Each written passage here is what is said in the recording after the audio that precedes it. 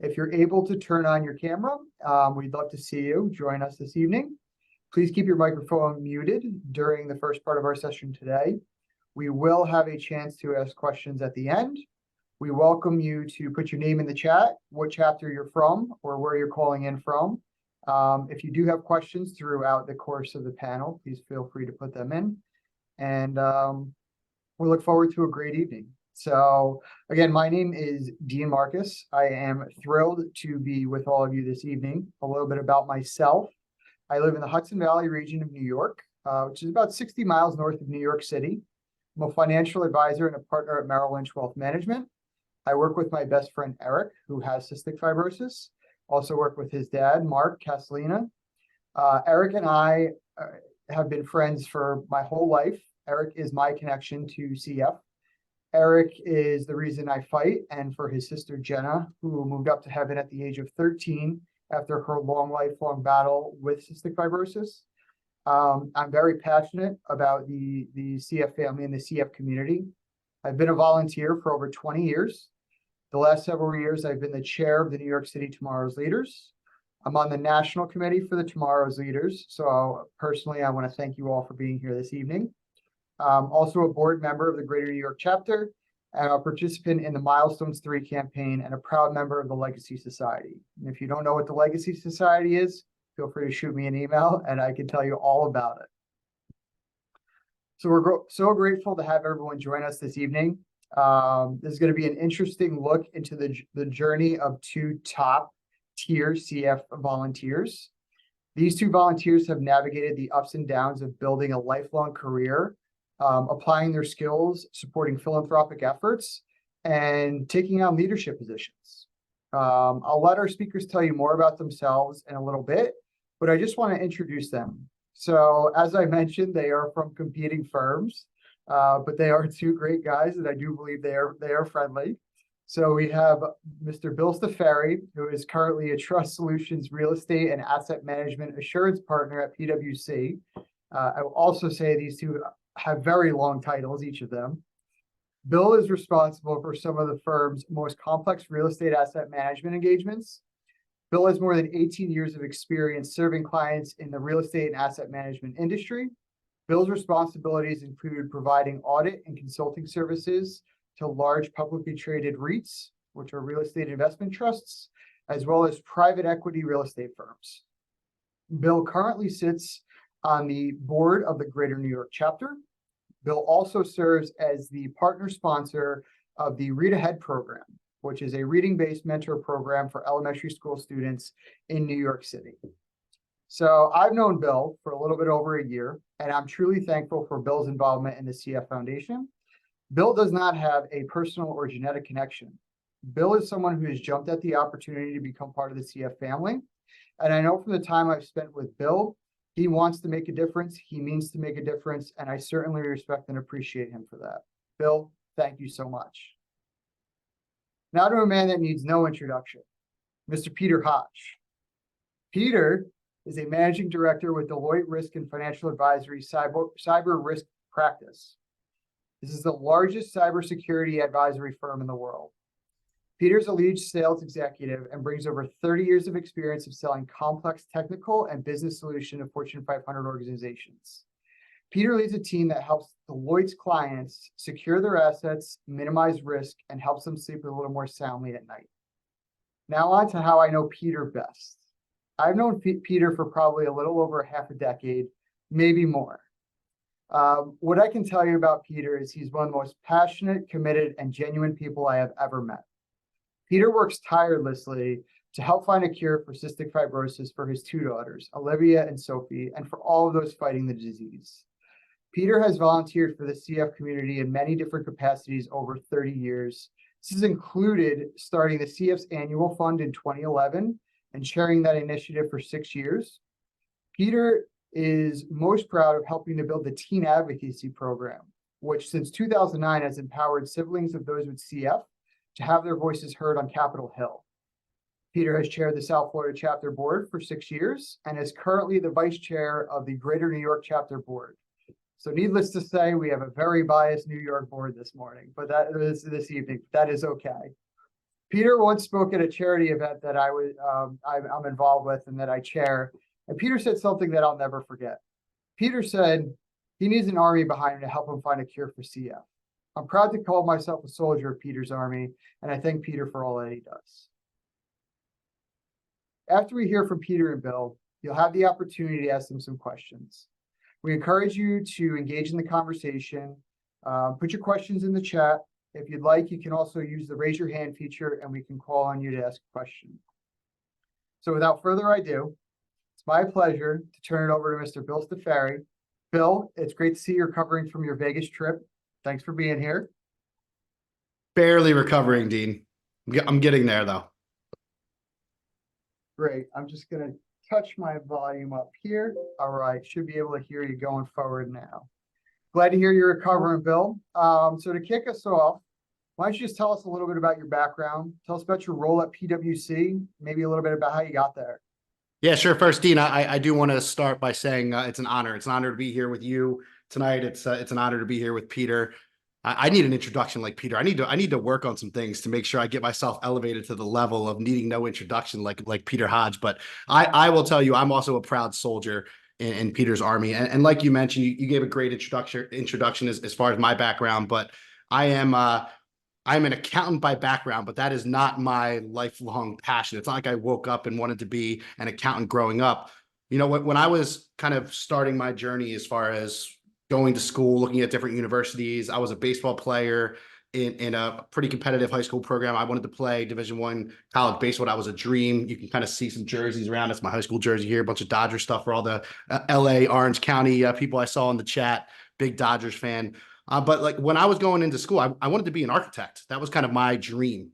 And, you know, when I was looking at these schools, I was told by these universities, you can't do both. You got to choose. Like baseball and architecture is going to be too much of a time commitment. So you got to choose one of those. You can't do both. And, you know, I was a kid. I wanted to play sports. That was kind of my dream. And I went into a small school in Maryland, Mount St. Mary's University, a small Division I university, to play baseball. And I had no idea what I wanted to do. And I kind of came across a class my freshman year. It was a liberal arts university. I came across a class for accounting, and I just kind of connected with it. I connected with my professor, and that was the beginning of my journey of coming into the public accounting professional services world. But it's funny, you know, 18 plus years into my career, when I meet people for the first time now and they hear what I do, they're shocked by that. They're like, wait a second, you're an accountant. I don't understand. You have a personality. You're like this outgoing, fun guy. How could you be an accountant? And I think there's just a misperception of what we really do. And Peter does very similar things that I do as far as the client service element and relationships. And that's kind of what our business is based on. But I've been, like you said, I've been doing that for 18 plus years.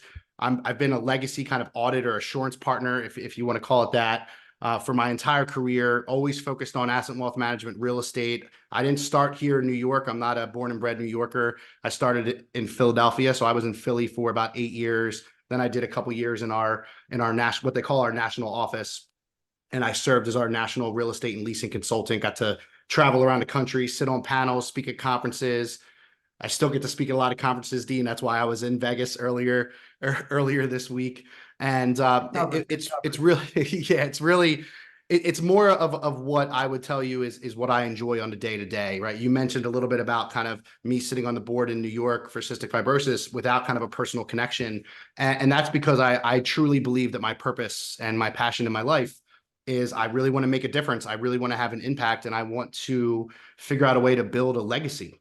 And this is one of the ways that I do that is through kind of the work that I do through my volunteer efforts and getting to work with incredible organizations and incredible people like you and Peter and the rest of the board in New York. But outside of that, I'll just give you kind of a quick overview from a personal perspective. Married to my beautiful wife, Lauren. We've been married for almost 14 years now. And it's something that we really kind of enjoy. 3 young kids, our son, Ryan, who's 7, our daughter, Layla, who's 6, and then our daughter, Audrey, who's 3. And I can't promise, and I was saying this before we started the call or started the panel, I can't promise that one of them is not going to run up here in the background and kind of like say hi to everybody there on the screen. But with that as kind of a little bit of a backdrop, it's an honor again to be here with all of you. And I'm looking forward to the conversation. It should be a lot of fun. Awesome. Thanks so much, Bill. We appreciate you being here. And if your first year in the CF Foundation and how I've gotten to know you is anything like your next 29, as Peter has 29 years on you, I'm sure your resume will look just as flush. He doesn't look like he's got 29 years on me. He looks like he's much younger than me. I'll say that right now. That's awful. That's awful kind of you to say to a competing Deloitte worker. All right, Peter. Thanks for joining us. Yes, and why don't you tell us a little bit more about your role at Deloitte and the path that you took to get where you are today? Yeah, thanks, Dean and Bill. Thank you for the compliment as well. First thing is it's not my army; it's our army. That's because every voice that gets involved, whether you don't have direct connection like Bill, or the different perspective that every single one of you bring to this call, your why for being here tonight, your why for being involved, every single one of those is equally important. And that's why I always talk about this being our army, because we're going to cure CF and we're going to do it together. And I love the opportunity to have a call like this, because I think that when I think back to when I got involved with the Cystic Fibrosis Foundation, it was out of necessity because I needed to cure this disease for my two daughters and for their brother who does not have CF. And that journey has given me so much in return, way more than I would ever possibly have imagined. And I just think it's so awesome that we have this Tomorrow's Leaders program in place, because we have made this huge difference with CF, but we're not done. And there's a long way to go yet. It's an easier path, I think, for some of us. And I couldn't be more excited to have all of you fighting alongside me for this. And I think we're going to talk a little bit later about how, what I've learned in my career journey has really helped me to engage on this side as well. In some respects, it's difficult to separate the two things, what I do professionally and then what I do in this mission to help cure CF, or in my give back to the thing I've chosen to give back to. And I'm involved in a couple other things as well, but this is the primary one.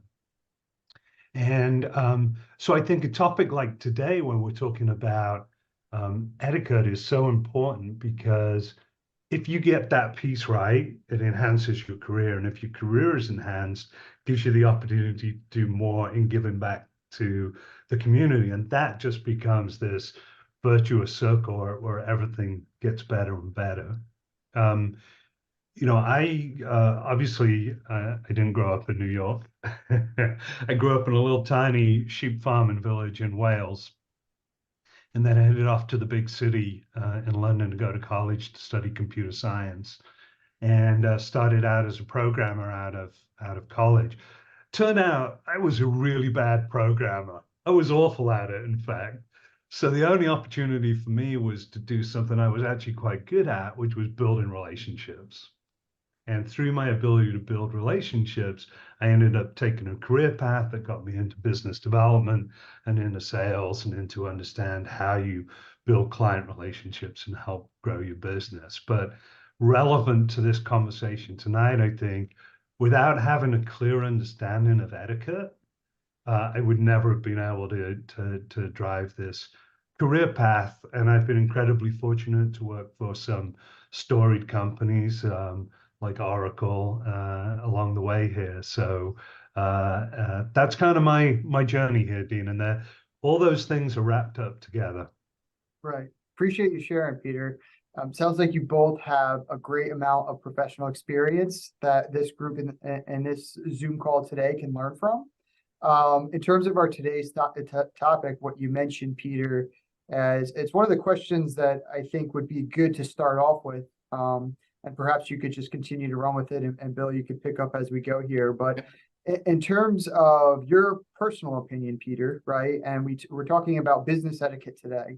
And some people may confuse that with professionalism and business etiquette, right? And in some facets, they overlap. But in your opinion, do you see a difference? And if so, what is that difference? Yeah, and that's a great question, Dean. And I was thinking about this a little bit this morning when I was out getting my steps in with me exercise. That what keeps me young now, Bill. Um, and I think so. Professionalism is what you do. It's the thing you're good at, the thing you get paid for. And etiquette is how you present yourself. And I think what we find is that in a world where you have a scarce resource, a scarce skill, then you don't have to worry about etiquette too much, right? Kind of think like a doctor, right? Bad bedside manner, right? Doctor scarce, so whatever, I'll do whatever I want.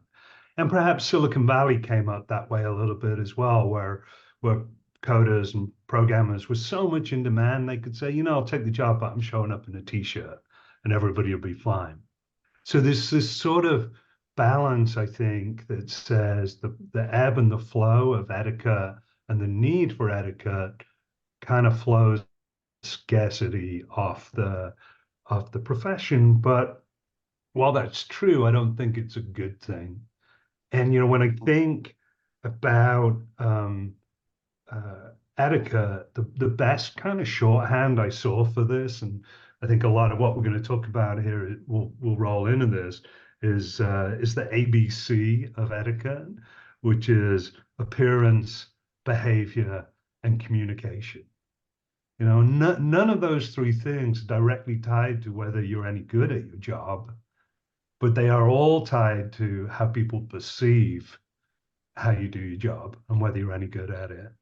And that's why I think these are two different conversations, because professionalism is all about going out and getting that qualification, doing all the things you need to do. In your case, Dean, for example, you got to pass your exams every year, right? You got to go back and take them. That's being a professional. Putting a tie on, looking sharp like you do, that's ethic. That's ethics, right? That's your etiquette. Right. And so Yeah, that's where I think the two things differ.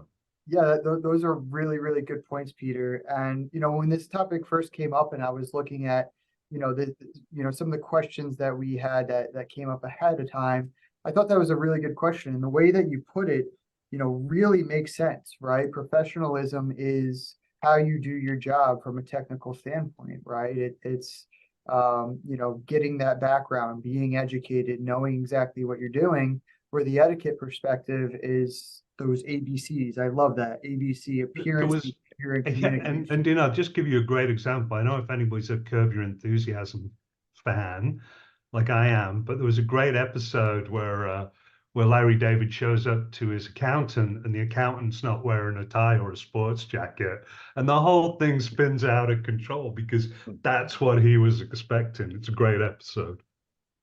That's awesome. That's awesome. Bill, yeah, I think this is probably one of the most important questions that we address. So I want to give you the opportunity to have some input as well, because like I said, before we had gotten into this, I thought long and hard, what's the difference between professionalism and business etiquette? And while they do have synergies and overlap and you need both, clearly there is a difference. So I just wanted to get your take on this as well. Sure. No, look, and I will tell you, I think Peter was spot on, and I think he teed it up really well. When I think about business etiquette, I think about business etiquette as a set of rules or of conduct or a set of guidelines that really determine how you interact with others. I mean, that could be interacting with colleagues, executives, clients, any other stakeholders. And I think that includes many different facets. And we'll talk about that as we go through some of this discussion today. But I think it includes things around respect and having good manners and good behavior kind of all rolled into one. And I think that it was teed up nicely, Peter, by you with the ABCs, and that's part of it as well, obviously. But then when you compare that, I would say to professionalism, I think about that a little bit as how you come across to others in a professional environment. And I think that includes a few things. I think that includes the credentials, as Peter mentioned, being good at your job. But I also think it kind of weaves into brand as well and how you carry yourself. But the only thing I would really layer in here is both of these are essential. So business etiquette as well as professionalism, both are essential for building and maintaining strong professional relationships and just building out your overall network. And it's also critical to create a positive and respectful work environment. And those are just kind of like keys to overall success in the professional environment and kind of establishing that culture.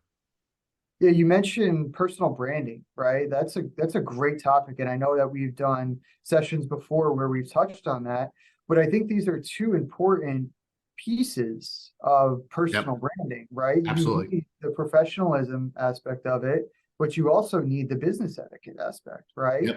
And so maybe for, someone that's starting to build a career, and, most people are coming out of college, obviously they're starting to get the credentials down, whether it's through school or licensing or testing, what have you, right? But the etiquette part, that's really something that you have to develop and master. So Peter, how can you get better at it, and how important is it to start early in your career to start perfecting some of these skills? Yeah, so it's sort of this invisible set of rules. Nobody gives you a handbook and says, okay, this is it. And I'll give you a great example. When I very first moved to the US, I was working for IBM.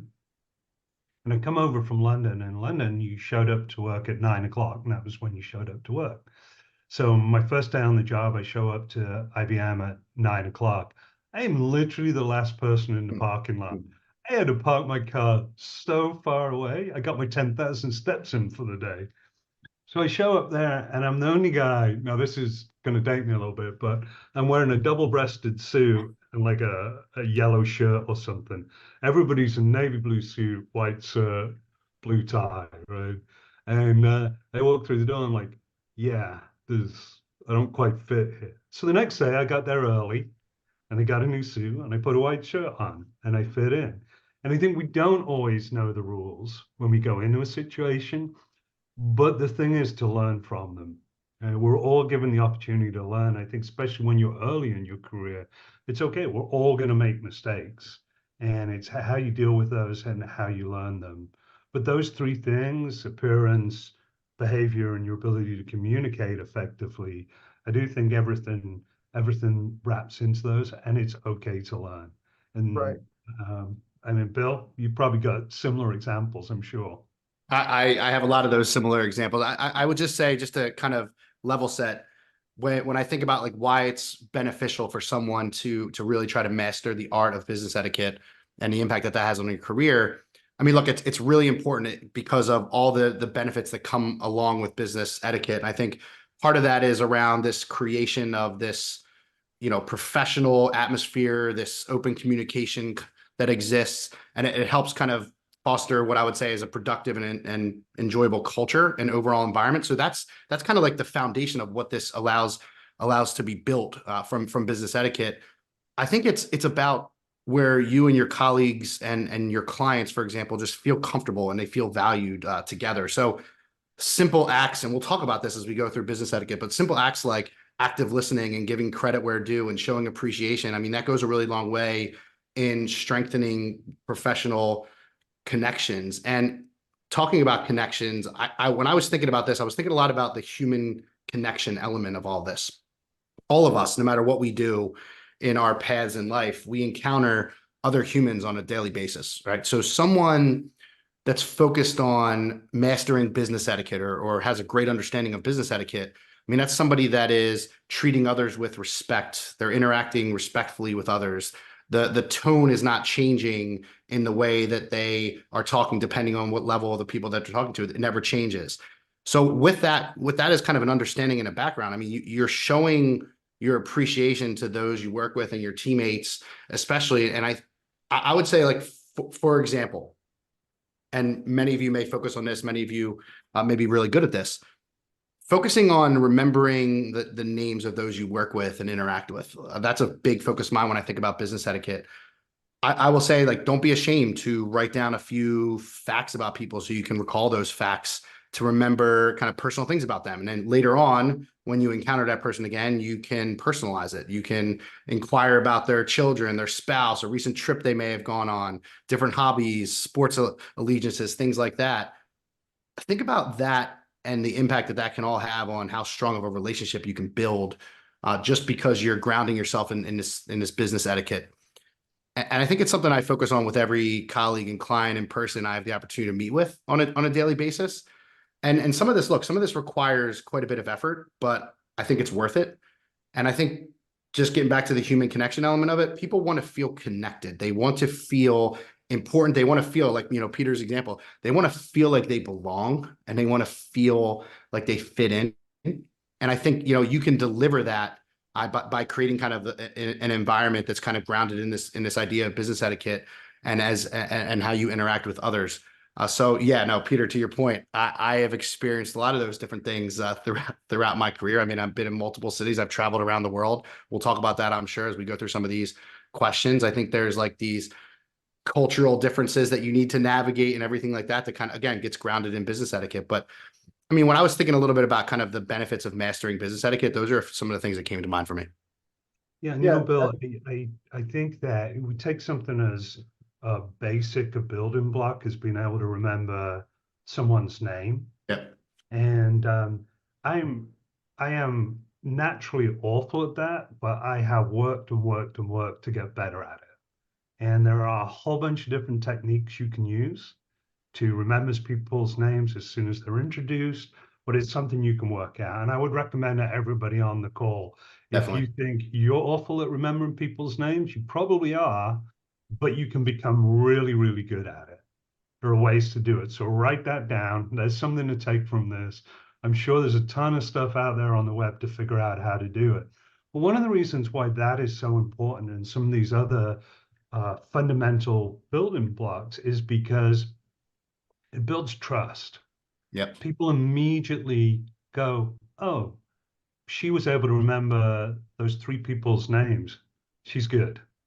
Right? It's just this instant mechanism for trust. And when someone trusts you, they're going to give you opportunities to show them and grow. So that's why I think all of these building blocks, whether it's remembering names, having a decent handshake, Yep. fundamental building blocks of business etiquette are so important. and I think one thing that you mentioned there is trust, right? And one thing that I always think about is, people, regardless of whether you're in business for yourself or you're in relationship management like yourself, Peter, out in the real world, people do business with other people they know, like, and trust, right? And Yep. business etiquette is a great way to build on those three building blocks, right? And one thing that you mentioned before that I kind of wanted to come back to was you mentioned making mistakes, right? And from the perspective of, especially in the group of young professionals and maybe some of our tomorrow's leaders coming out of the college program, right, that are new in their careers and are afraid of making mistakes. And I will agree with both of you, mistakes are a great way to learn. But there's also mistakes that can be controlled. And from the standpoint of technical mistakes, right, just because you're not yet skilled in your area of field because of experience, relative to maybe an etiquette mistake that is a lot more controllable, right? Now, you both are very successful in your careers. I'm sure you manage teams. Maybe you can talk a little bit about, how you would view someone that works for you that made a technical mistake as opposed to an etiquette mistake, and how that could reflect differently on them. Well, Yeah, look, I think it's a really good question, Dean. I mean, for me, I think you're absolutely correct. Making mistakes is part of our day to day. You learn a lot from those things. I think to me, it comes back to the relationships that you have with others and how to navigate some of those mistakes, right? So if you have, well, again, grounded in business etiquette here, if you've been able to develop really strong relationships with others, and I'm in a client service business, so is Peter. I'll think about that first, and then I'll come back to kind of the teams as well. If there's mistakes that we have made or not delivered with a client, for example, or we have to have a difficult conversation, right? Or there's a conflict of some sort.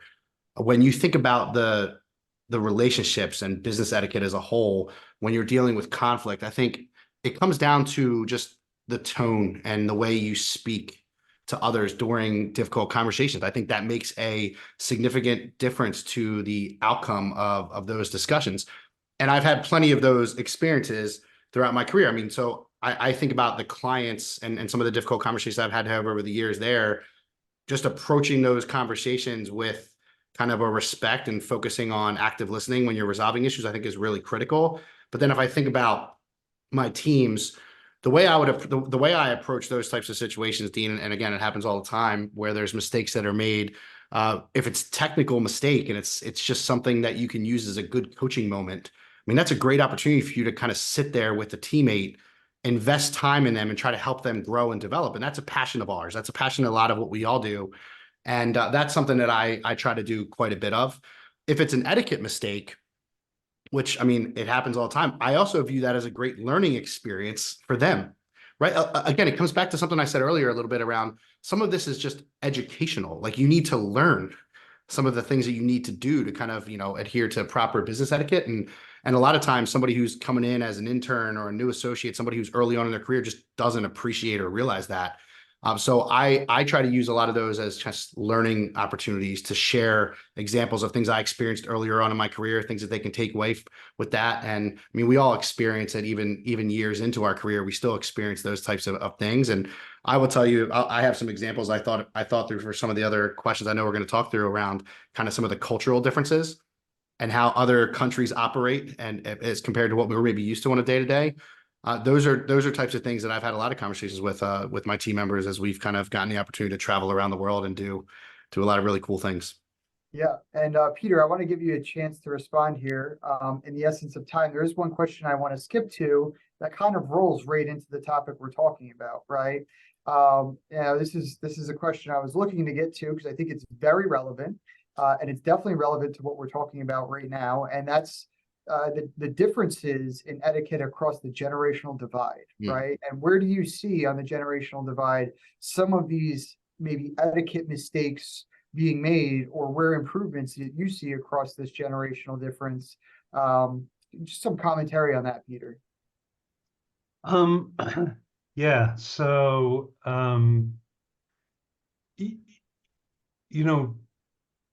if the etiquette is really about the group of people that you work with. It's not specific to any generation. It's more a culture of the business that you're in. And generally that culture is driven by, more senior people who would tend to be older. And, I'll give you a great example of this. So we just had our holiday party here in Charlotte, where I live. And the invite very specifically said business casual or cocktail.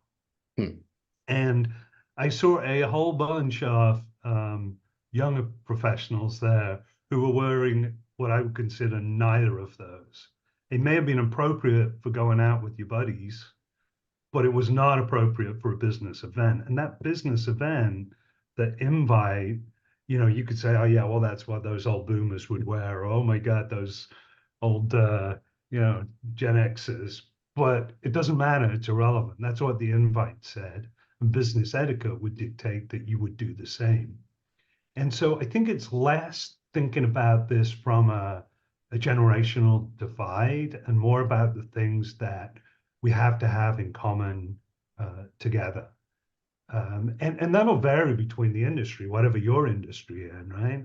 Like I can tell you in my industry where people bill by the hour, you better not be late. If that meeting starts at 9 o'clock, show up at 9 o'clock. Better still show up at 10 to 9. Be early, right?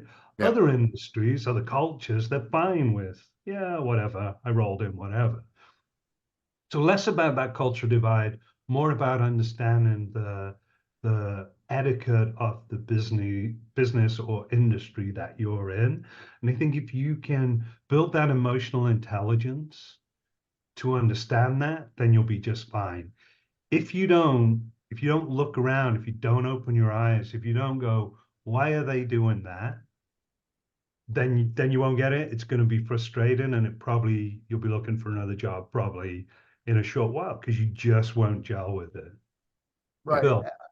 I mean, I would add, just from a generational difference perspective, I think that the one thing I would highlight is the communication. It's funny, Peter, you just used the example of the holiday party. I just experienced the same exact thing, by the way, on Thursday night in New York for our holiday party.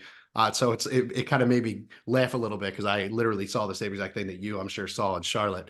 But like, so when I think about the generational differences, communication is one of the things I think about, right? So I navigate this every day. I work with colleagues who are much more tenured than me, and then I work with colleagues who are, interning or just started full-time at the firm, much less tenured. And there are definitely these generational differences that I think are sometimes challenging to navigate. And again, it comes back to communication. So I'll give you an example. Some of our newer joiners that are so accustomed to communicating electronically, right? So via text or pings or emails, I have literally seen like my first year associates emailing each other when they're sitting 5 feet away from each other. And I've used these situations to have some conversations, these like learning opportunities, right? Or educational opportunities to just reiterate the importance of, building strong working relationships with each other and our clients as well. And just the importance of face-to-face interaction and communication. So that gets a little bit to kind of the etiquette element of communication. And I see a very big difference between generations as it relates to that. But again, I use those as good learning opportunities. Yeah, that's great. So rolling into the next part here, what would you recommend for young professionals to focus on when it comes to business etiquette? What type of skills would you recommend that they focus on? I know you just mentioned face-to-face. That's great. I think face-to-face is 10 times better a way to build relationships than virtual. This is great for a forum like this where we have people across the country, right? But to your point, two people sitting 5 feet from each other, you could build really strong relationships. And I see it in my line of work and in our office here at Merrill. Those who come in and those teams that work together face to face are the ones that are producing better, right? They're more productive. The firm recognizes it. So to kind of circle back here, what do you both feel are some of the skills that you recommend for young professionals to focus on as they come up through their careers? Yeah, maybe I'll give kind of my top 5 first. Then Peter, let me know what I missed because I'm sure you have some that come top of mind as well. But I think there's a few kind of key principles or tips I try to keep in mind as it relates to business etiquette and some of the recommendations I would really encourage our participants here to think about as they kind of start their journeys. Number 1 gets to the point that Peter just made around the holiday party, right? Dressing appropriately, right? So dressing appropriately for the business environment is critical. So I'm always of the view you got to dress to impress. You want to be conscious of the dress code. If an invite says business casual or cocktail, you want to err on the side of being overdressed versus underdressed. I mean, and Dean can attest to this. You see me in a lot of different ends of the spectrum of how I dress. But if I was in the office right now, I'd be in a 3-piece suit. That is kind of like what I have built as my brand. I always strive to be one of the best dressed wherever I am, and that gets noticed and that matters, right? So dressing appropriately is kind of one of the top ones that comes to mind. Peter hit on this as well. Being on time, right? Being on time for meetings and appointments and other work-related events. It just shows respect for others' time and it demonstrates a commitment. But and I know it's challenging sometimes, right? Because we're in a hybrid environment where, Dean, you were mentioning earlier, you had like back-to-back meetings all day long. And I think that happens quite frequently for us. But, I always try to be on time to every one of my meetings. And if I'm running a few minutes late, I'll send a quick, courtesy ping or email to let the group know. It comes down to respect. And another one I think about is communication, just effective communication, extremely important, right? That could be proper language, tone, grammar. That's email or verbal communication. You just always want to try to be clear. You want to maintain a professional tone. You want to avoid being too informal, which again, this is sometimes challenging in the environment that we operate in now where, for example, texting has become so normal and just the everyday norm that informalities are just part of our day-to-day interactions. So that's kind of another one that comes to mind. Another one is being present for meetings. So it's not just about being on time. It's about like coming prepared, actively participating and actively listening as you kind of like participate in these meetings. And I think that's really important. It just involves kind of giving your full attention and asking questions and responding thoughtfully to questions during meetings. I think that's really important. And maybe I would round that out with just some recommendations around networking, right? So networking is really important, right, for your career growth and development. And I think when you're attending events, I think it's really important to approach others with, a friendly attitude, introduce yourself, engage in meaningful conversations. And I think we touched on this, maybe just to kind of bring the 5 of them to a close. We touched on this a little bit earlier. It can vary, right? It can vary based on cultural norms and the specific industry you're in or the career path that you've been in. Peter touched on that quickly, but just observing kind of these like fundamentals, it just helps you build a strong reputation. It helps you establish positive relationships, and it creates a really good work environment. So I think it's really important. Those are kind of top 5 that come to mind for me, Dean. Great. Peter, I want to give you a chance to respond before we get to our last question here. So did you have anything to add? Great list. In fact, did you copy that from me, Bill? I think you probably did. I did. Yeah, I thought so. That's why I jumped in okay. first. I wanted to make sure I stole it from you. You know, the one on being present is something that I think we can all work on. It's something I know I'm working on personally right now, is this idea of being present. And I think I would encourage everybody on the call today to spend a little bit of time really thinking what that means. The only other one I would add, Bill, to that list is to remember that work is always work. And by that, I mean, if the meeting just happens to be with your colleagues internally, you have no external client, it's still work. And everything we just talked about, your brand, your reputation, how you drive trust, how you communicate, whether you're punctual, all of that still holds. And don't ever get lulled into a false sense that just because it's colleagues, that you can let the guard down or do something different. Perhaps if you've got 10, 15 years working with these people, sure. Very different at the start of your career. And that is a mistake I've seen over and over, to be fooled into thinking that just because it's internal, you can somehow be different. Yeah, I think being present, that's a great point. And obviously, as young professionals, as you grow older, you're going to have more things on your plate, whether it's family or financial responsibility, right? And being present sometimes can become harder, right? Yeah. So I think developing those habits early and focusing on the importance of that is a really great point, Peter.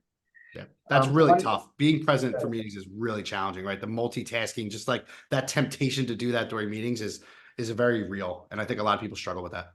Definitely, definitely. So I want to get to one last question. And I want to leave 10 minutes for Q&A, but I think this question is very important and I don't want to skip it.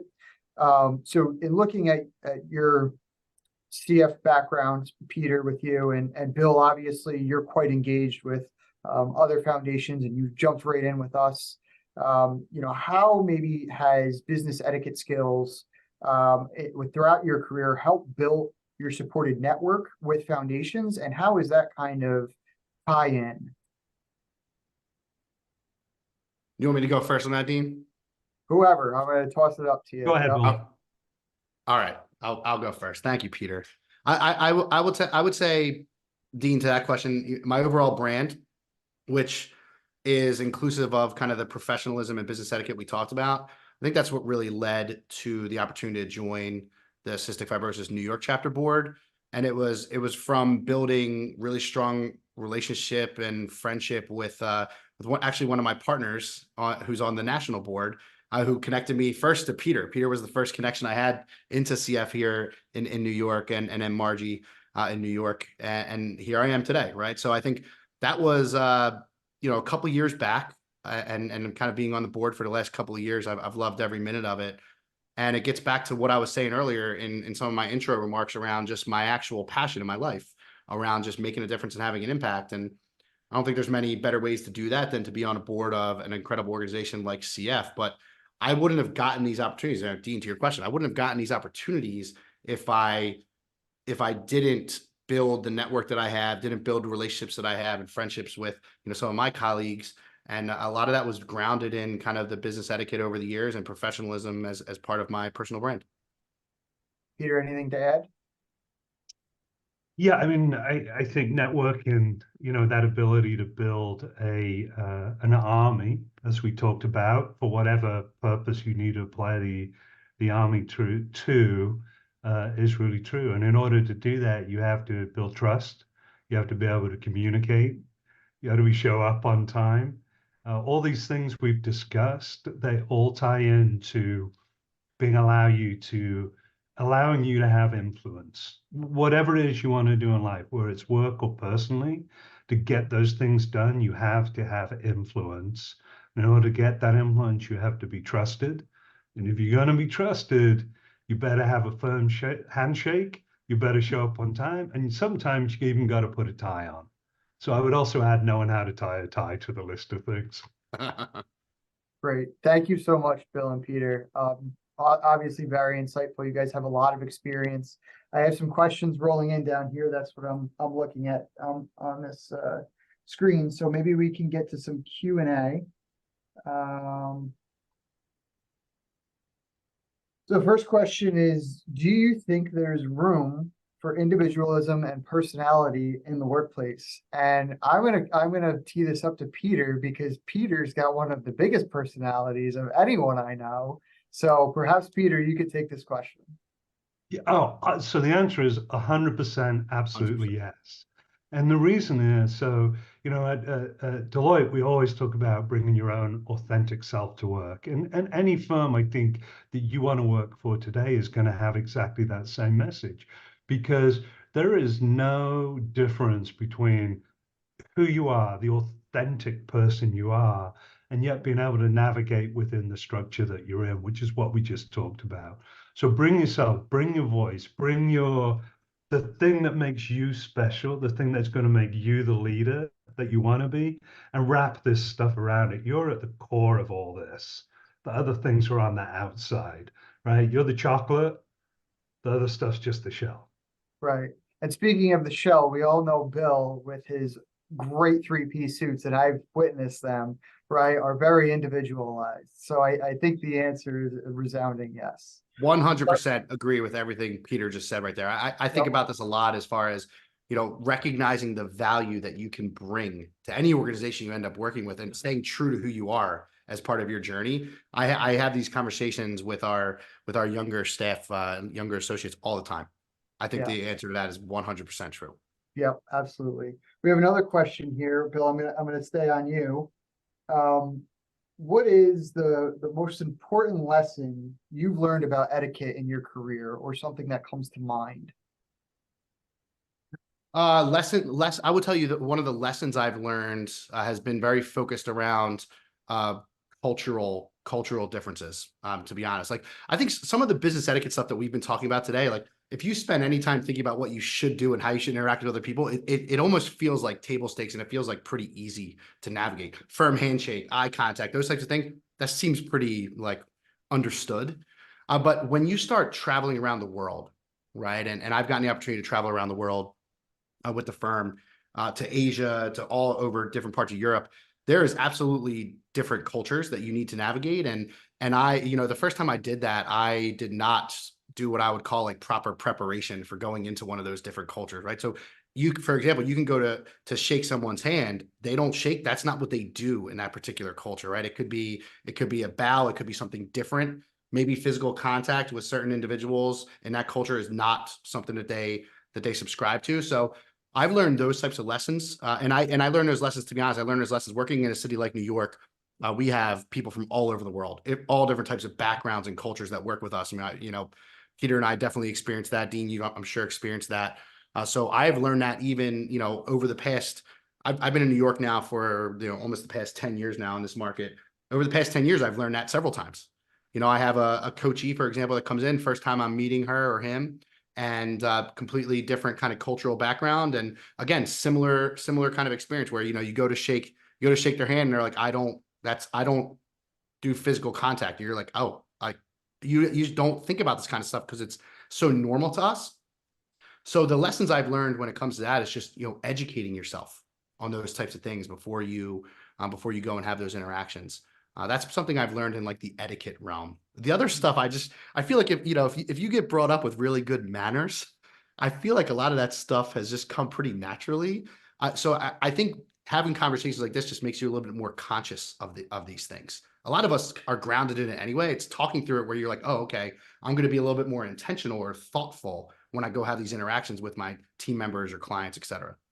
Yeah, Bill, I think that idea of just thinking about it ahead of time is super important, because etiquette doesn't mean you've got to have a three-piece suit on and a tie. No. In fact, in some instances, that's exactly the wrong thing to do, right? Correct. I know I've gone to clients where if you showed up wearing a tie, they'll kick you out. Because that's not who they are. I know leisure companies, for example, sporting companies, don't want to see somebody in a tie.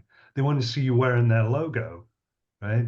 And so it's that example you gave of the different etiquettes. It applies just as much in the US as it does. It gets more complicated when you bring it international, but our ability, all of us on this call, to actually think about those things before you go into an interaction is super important.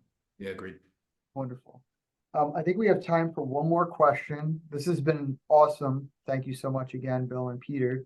So for a final question, and this is going to be a bit of a quick one, I think, but in terms of maybe books or podcasts that you would recommend for either young professionals or just something that you like to listen to now in your daily life in terms of a podcast or books that you've read.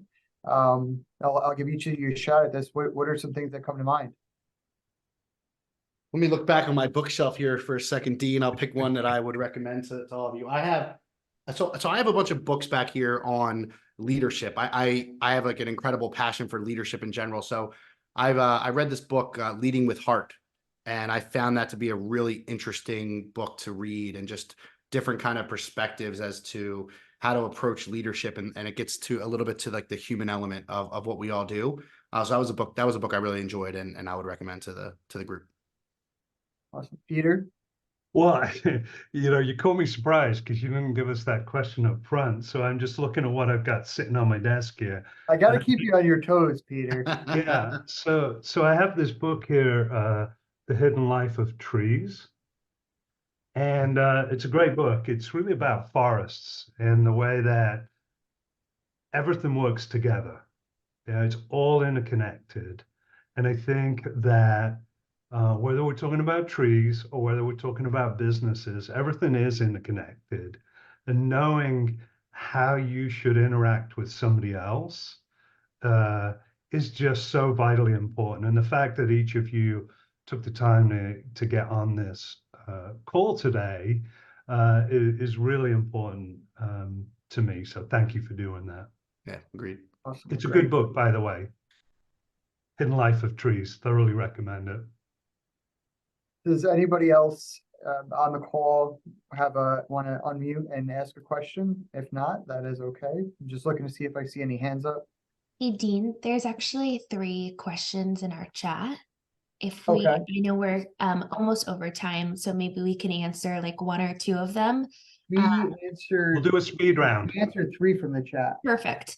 We'll Yes. do a speed round, Dean, okay? I'll speed ask the questions ahead. really quickly. So how do you all navigate learning a company's culture and etiquette when starting a new job?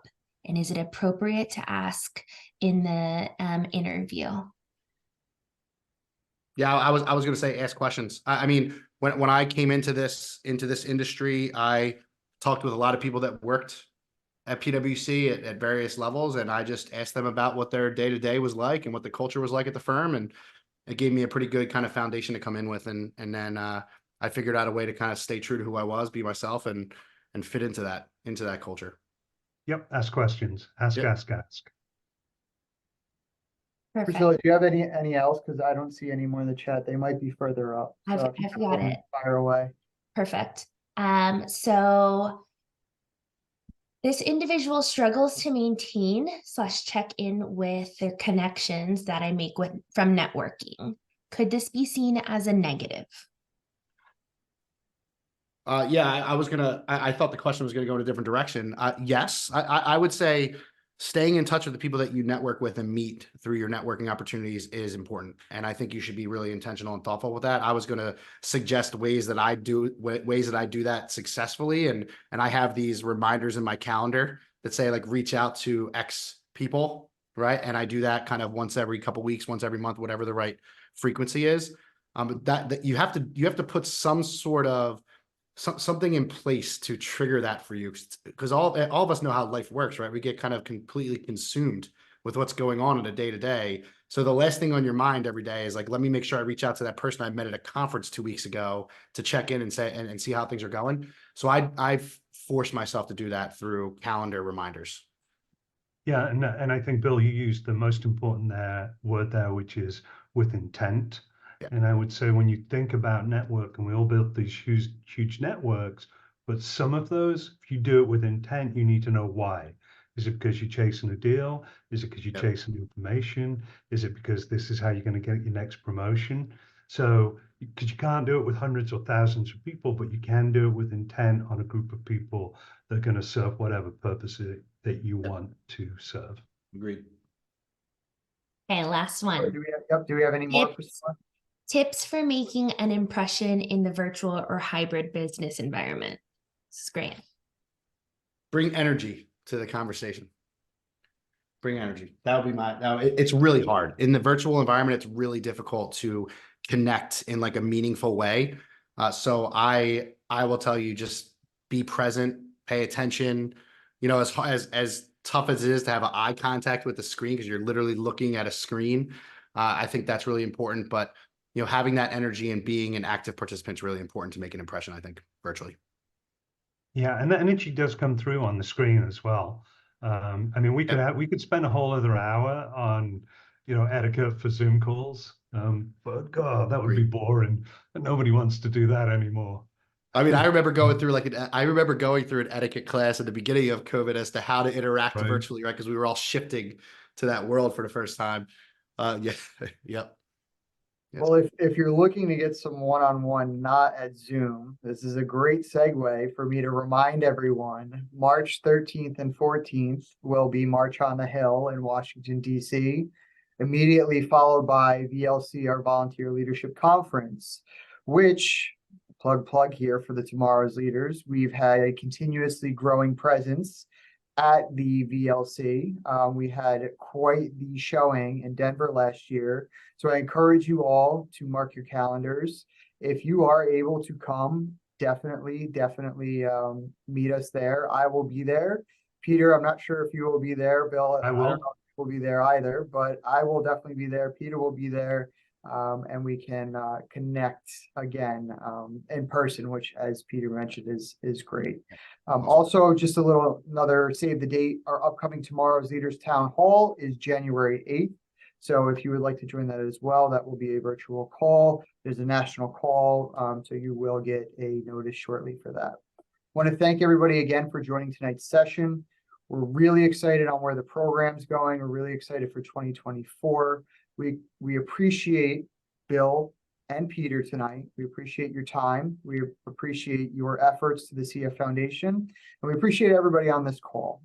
The Tomorrow's Leaders program is kind of the next step in fulfilling the mission of the CF Foundation. We are what's going to get CF to the finish line. So it's very important that everybody on this call know that you are important to the CF Foundation.